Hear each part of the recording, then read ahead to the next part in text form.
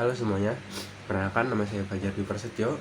Saya di sini pada kesempatan kali ini saya akan membahas sebuah fenomena yang sangat dekat dan kehidupan sehari-hari, terutama pada khususnya di wilayah Kalimantan Selatan, yaitu maraknya keberadaan petugas parkir liar atau yang sering kita sebut Pak Ogah.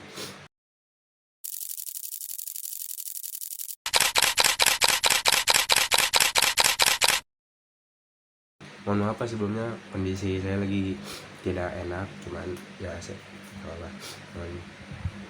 izin. Oke, kita lanjut. Ya, pernahkah kita bertanya-tanya mengapa di banyak persimpangan jalan, putar balik dan titik macet di Kalimantan Selatan masih sering kita jumpai sosok yang dikenal Pak Ogah ini? Apakah keberadaan mereka benar-benar membantu kelancaran lalu lintas atau justru menunjukkan adanya persoalan dalam penegakan hukum di Kalimantan Selatan dan kebijakan pemerintah daerah Kalimantan Selatan di sini? Oke. Jika sebenarnya pemerintah daerah memiliki peraturan mengenai pengelolaan parkir dan peraturan lalu lintas, maka mengapa parkir liar dan mengatur lalu lintas ini tidak resmi terus bermunculan dan seolah menjadi hal yang biasa?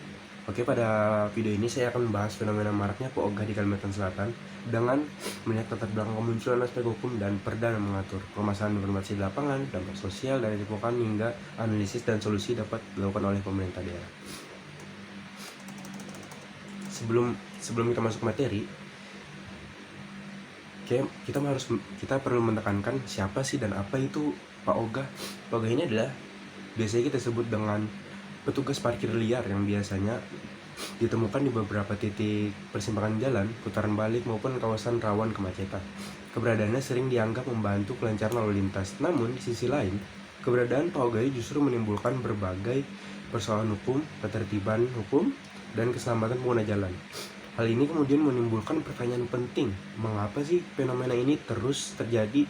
Apakah karena tidak adanya aturan atau justru karena aturan yang tidak berjalan secara efektif?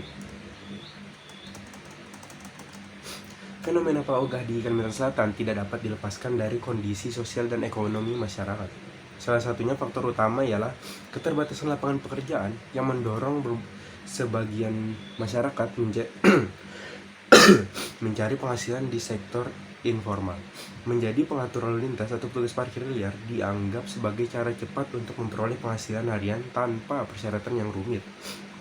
Selain itu, keterbatasan jumlah resmi yang diangkat dan diawasi oleh pemerintah daerah juga menjadi faktor penting. Tidak semua titik rawan kemacetan memiliki petugas resmi dari Dinas Perhubungan. Kekosongan pengawasan inilah yang kemudian menciptakan ruang bagi pihak-pihak yang tidak resmi untuk mengambil kesempatan tersebut. Faktor lain juga tidak kalah penting adalah sikap masyarakat. Banyak pengguna jalan yang merasa terbantu dengan keberadaan Pak Ogah dan secara sukarela memberi uang. Tanpa disadari, kebiasaan ini justru memperkuat intensi praktik parkir liar dan pengaturan lalu lintas yang tidak resmi. Pak Ogah tidak hanya dipandang sebagai pelanggaran, tetapi dianggap sebagai bagian dari keseharian lalu lintas. Lalu, bagaimana sebenarnya hukum memandang keberadaan Pak Ogah tersebut? Apakah sudah ada perda yang mengatur atau justru aturan tersebut tidak berjalan? Oke. Jika ditinjau dari aspek hukum, maraknya Pak Ogah di Kalimantan Selatan bukan disebabkan oleh ketidaknya aturan. Secara normatif, pemerintah daerah sebenarnya telah memiliki berbagai regulasi yang mengatur tentang parkir dan pengaturan lalu lintas ini. Di Kota Banjarmasin, terdapat peraturan wali kota nomor 82 tahun 2021 yang mengatur tentang petugas pengawasan, peraturan dan pengendalian lalu lintas jalan. Peraturan ini mengatur penegakan petugas resmi, kewenangan serta mekanisme pengawasan yang seharusnya berada di bawah dinas terkait.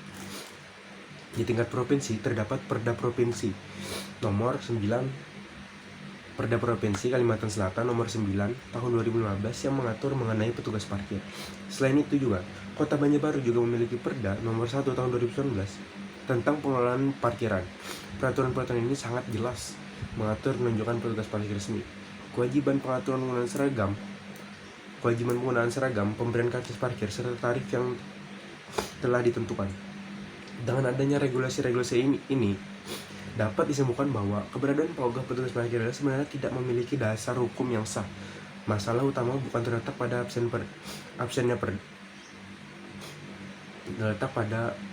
absennya perda, melainkan pada lemahnya implementasi dan pengawasan terhadap peraturan yang sudah ada. Oke, jika fenomena Ya, misal fenomena ini tetap berkelanjutan, apa sih dampaknya bagi masyarakat sekitar? Nah, dampaknya bagi sekitar ialah fenomena Pak Oga ini tidak dapat diselesaikan hanya dengan pendekatan penertiban atau aturan semata. Penertiban tanpa solusi justru berpotensi menimbulkan masalah baru, seperti pengangguran dan konflik di lapangan. Pemerintah daerah juga perlu meningkatkan jumlah dan kapasitas petugas resmi, khususnya di titik-titik rawan kemacetan. Penegakan perda juga harus dilakukan secara konsisten dan berkelanjutan, bukan hanya bersifat insidental. Selain itu, sosialisasi kepada masyarakat sangat penting juga, agar masyarakat memahami bahwa pemberian uang kepada petugas parkir turut memperkuat praktik ilegal tersebut. Pendekatan sosial dan ekonomi juga perlu dilakukan. Meningkatnya fenomena Pak Oga ini berkaitan erat dengan persoalan kesejahteraan masyarakat. Dengan pendekatan yang komprehensif, pemerintah daerah yang tidak hanya menegakkan hukum tetapi juga menjaga stabilan sosial masyarakatnya. Dampak lainnya adalah tanggungnya ketertiban umum. Di beberapa titik, beberapa Pak Oga tidak mengurangi kemacetan tetapi justru memperparah kondisi lalu lintas. Hal ini menciptakan ketidakpastian hukum di ruang publik, menurunkan kepercayaan masyarakat terhadap efektivitas kebijakan pemerintah daerah. Dengan dampak seperti itu, bagaimana seharusnya pemerintah daerah menyikapi fenomena Pak Oga ini? Permasalahan utama justru terletak pada implementasi dan pengawasan dari pemerintahan daerah tersebut. Di lapangan masih banyak ditemukan petugas parkir dan pengaturan lalu lintas yang tidak resmi, tidak menggunakan seragam, tidak memberikan karcis parkir, serta memungut tarif yang tidak sesuai dengan ketentuan. Hal ini menunjukkan bahwa keberadaan Pak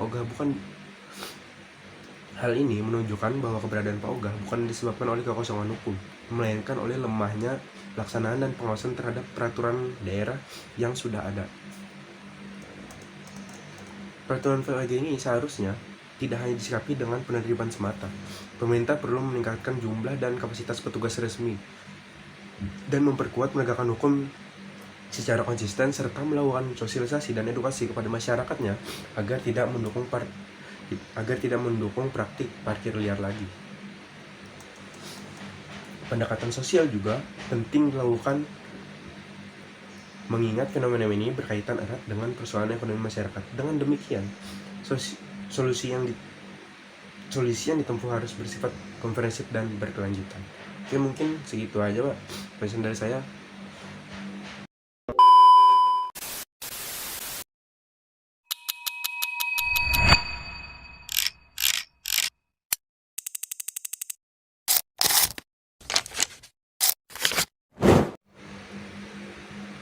Oke, di sini saya akan melanjutkan kasus tentang bencana banjir yang ada di daerah Sumatera dan Aceh. Mengapa pemerintah pusat tidak menerapkan banjir besar di Sumatera Aceh ini sebagai bencana nasional? Nah, padahal sudah kita ketahui dampaknya korban jiwa yang tidak sedikit, dan bahkan terdapat seorang bupati yang secara resmi mendatangani surat pernyataan tidak sanggup menangani bencana di daerahnya. Kan Mu'alim sebagai Gubernur Provinsi Aceh menangani bencana ini? Ya, saya pada prinsipnya tidak hanya berusaha, hanya berdoa.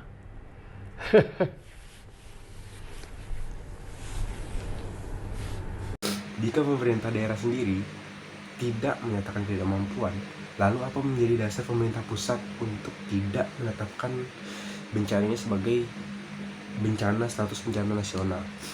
Dan apakah penetapan bencana nasional semata-mata soal kemampuan daerah atau ada pertimbangan hukum dan kebijakan lain di balik putusan tersebut? Pertanyaan-pertanyaan ini yang akan kita bahas dalam video ini. Ya.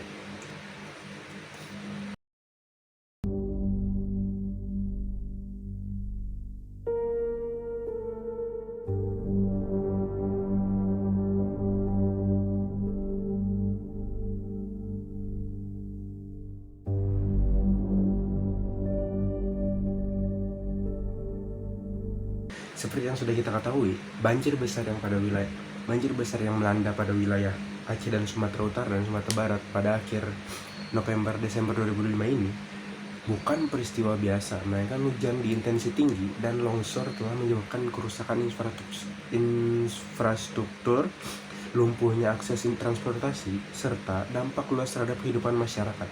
Menurut data terbaru Badan Nasional Penanggulangan Bencana atau BNPB, jumlah korban meninggal dunia telah mencapai sekitar 1068 orang. Tentu itu bukan angka yang sedikit ya. Dengan ratusan lainnya masih dinyatakan hilang dan ribuan terpaksa mengungsi dari rumahnya. Selain itu, puluhan ribu rumah, fasilitas umum, jaringan transportasi rusak atau terendam banjir. Sementara proses evakuasi dan bantuan masih terus berlanjut di banyak titik terdampak. Dalam kondisi tersebut, pemerintah daerah berupaya melakukan penanganan melalui BPBD, relawan, serta bantuan lintas instansi. Namun, pada kenyataannya, kapasitas daerah sangat terbatas, baik dari sisi anggaran, personel maupun peralatan. Bahkan dalam salah satu kasus, seorang bupati secara resmi menyampaikan surat pernyataan bahwa daerahnya tidak sanggup lagi menangani bencana secara mandiri. Secara logika masyarakat, kondisi ini seharusnya sudah cukup untuk mendorong penetapan status bencana nasional. Oke. Namun, apakah penetapan bencana nasional memang tidak bisa dilakukan hanya berdasarkan dampak dan pernyataan terhadap kemampuan daerah tersebut?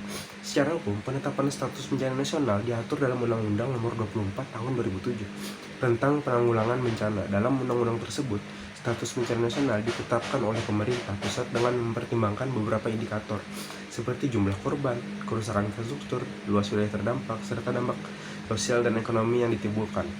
Namun, yang perlu dipahami, pernyataan tidak sanggup dari kepala daerah bukan satu-satunya dasar hukum yang untuk menetapkan bencana nasional. Pemerintah pusat tetap melakukan penilaian menyeluruh, termasuk melihat apakah sistem penanggulangan bencana nasional masih dapat berjalan melalui mekanisme koordinasi tanpa penetapan status nasional. Namun yang perlu dipahami, pernyataan tidak sanggup dari kepala daerah bukan satu-satunya dasar hukum. Dengan kata lain, ketidakmampuan suatu daerah belum tentu secara otomatis menjadi dasar bagi penetapan bencana nasional secara formal. Disinilah muncul persoalan yang menjadi sorotan publik.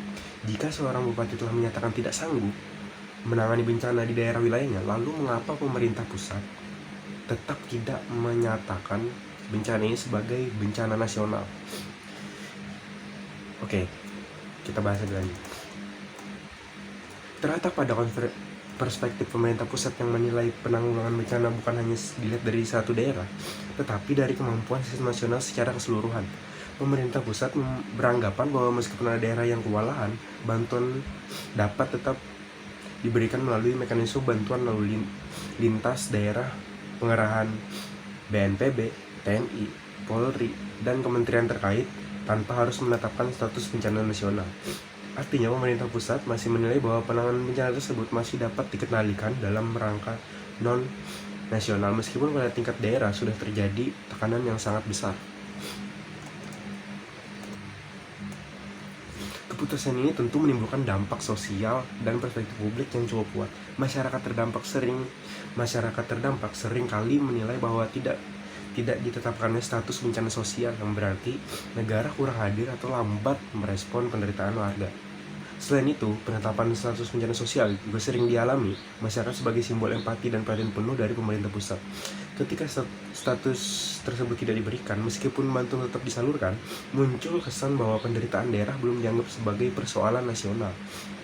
Hal ini yang memicu kritik, terutama ketika ada kepala daerah yang secara terbuka menyatakan ketidakmampuannya. Dari sisi kebijakan pemerintah pusat lebih cenderung berhati-hati dalam penetapan status bencana nasional. Penetapan status bencana nasional memiliki konsekuensi hukum, administrasi, dan fisikal yang besar, termasuk perubahan mekanisme, anggaran, dan kewenangan negara.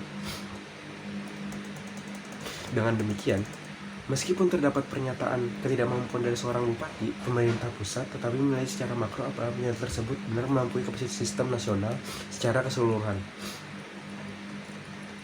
Pernah secara kasus histori Indonesia sangat jarang menetapkan bencana nasional, bahkan bencana besar seperti gempa pada Jogja dan Padang tidak ditetapkan sebagai bencana nasional. Hal ini menunjukkan bahwa pemerintah pusat menggunakan standar yang sangat tinggi dan selektif terhadap status bencana nasional ini. Oke, bisa disimpulkan bahwa tidak ditetapkannya banjir Sumatera Aceh sebagai bencana nasional memang dapat dipahami dari sudut pandang hukum dan kebijakan administratif administratif pemerintah pusat. Namun, keputusan tersebut patut dikritisi kritis secara serius ketika skala korban jiwa telah mencapai ribuan, infrastruktur rusak secara masif, dan bahkan terdapat kepala daerah yang secara resmi menyatakan tidak sanggup lagi menangani bencana di wilayahnya. Dalam kondisi seperti ini, negara seharusnya tidak hanya hadir secara teknologis melalui bantuan parsial, tetapi juga secara simbolik dan politis melalui penetapan status bencana nasional. Pemerintah pusat juga terkesan terlalu berhati-hati dan defensif dalam menggunakan kewenangan penetapan bencana nasional ini, seolah-olah status tersebut hanya dipandang sebagai beban administratif dan fiskal, bukan sebagai bentuk tanggung jawab negara terhadap penderitaan warga. Ketika indikator korban, kerusakan, dan ketidakmampuan daerah sudah nyata, maka penundaan penetapan status nasional justru berpotensi menciptakan jarak antara negara dan masyarakat terdampak. Dalam konteks ini, kebijakan pemerintah pusat layak dipertanyakan. Apakah standar penetapan bencana nasional masih relevan dengan realitas bencana yang semakin ekstrim, atau justru telah kehilangan sensitivitas sosial terhadap krisis kemanusiaan di daerah tersebut? Ada apa dengan pemerintah pusat kita? Mungkin itu aja tanggapan dari saya. Terima kasih Pak. Assalamualaikum warahmatullahi wabarakatuh.